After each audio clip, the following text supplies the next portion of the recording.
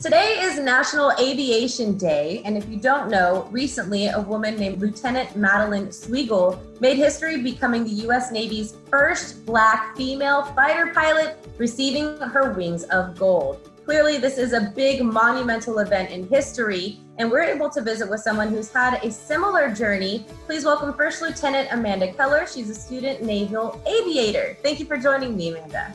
All right, thank you so much. It's an honor to be here. Well, it's an honor to have you, and I feel this is the perfect way to celebrate National Aviation Day. Tell me a little bit about how it all started. Typically, these types of careers start with some sort of a dream or inspiration. Is this something you wanted to do since you were a little girl? Yeah, so it's been an awesome journey so far to get here where I am. I started off from Jacksonville, Florida. Got recruited to play tennis at the Naval Academy. From there, it was really just an eye-opening experience. I'm not really from a military family, so I just learned a lot about the military and what I maybe wanted to do during my years at the Academy. I had a lot of great mentors and leaders throughout my time at the Academy, and I found myself going Marine ground at first. After that, switched to Marine Aviation, and here I am. I spent a year in Pensacola studying up. We got to fly for the first time there, did a lot of academic training. And then found myself in Corpus Christi, where the last 5 months I've been doing primary training, where I've been able to fly the T6B Texan, and it's been a great experience. So I didn't really necessarily have a dream growing up to be like a jet pilot, but it's also an honor to be here.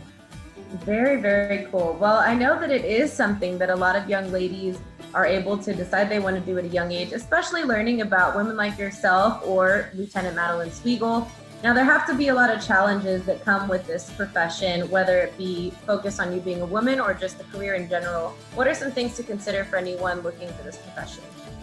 Yeah, I think military in general is very male predominant. That's something to consider. For me, growing up playing tennis, the Academy, TBS with my Marine ground training, I've been in a lot of fields where it's just a lot of men. But for me, I've had a lot of female inspirations who really, it hasn't really held me back. I've just been focused on my performance and working hard. And as long as you can study as much as them and learn as much as and accomplish the mission, then it hasn't been too much of a holdup. Wonderful. Yeah, I think if you have the right drive, anything is possible. You have to believe in yourself and obviously put in the work.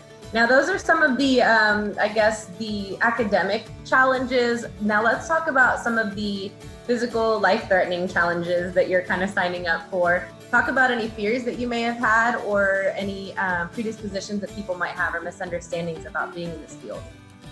Sure. So for aviation in general, right, there's a lot of platforms where you have co-pilots or you have other people in the aircraft to help make decisions, talk things out. So I think that adds a little bit of a safety element. The career that Madeline Sweigel is joining and that I'm hoping to do in the next year and a half, right? When you're flying a jet, you're flying a lot of the times by yourself. I think that adds a whole new element to decision making, quick thinking, just making sure that you are very confident in your ability to fly the aircraft and make decisions. So that's definitely an added challenge, flying jets. But in general, I think whether you have a co-pilot or you're by yourself, as long as you can trust yourself and you're studied up and you're preparing yourself to the best that you can, I think that kind of eliminates the human risk factor as much as you can. All right. See, I'm heavy breathing here because I can't even make a decision on what to have for dinner, much like a life or death decision controlling a fighter jet. But hey, we're all different. So there, like I said earlier, are a lot of little girls and boys too who may be considering a profession like yours. What advice do you have for somebody who might be very, very young or maybe in their teenage years considering the same profession? Yeah, absolutely. I mean, as a kid, most kids have some sort of dream or some sort of goal that they want to achieve.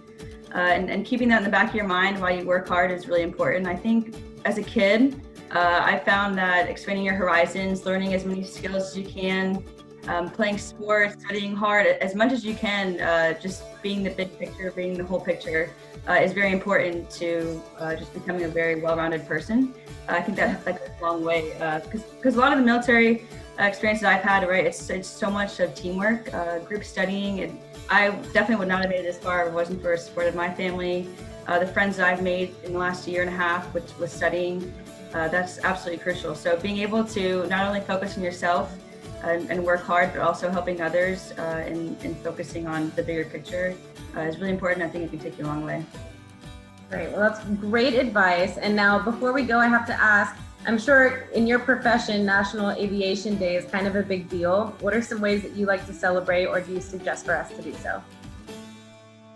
Well, I don't know if it's specific to aviation, but I know a little bit natural tendency to like physical activity. So I'll definitely be getting to go play some volleyball and spike ball and whatever it is, just to get outside, enjoy some companionship with my friends that I've made, and staying active and having fun. Love it. Great.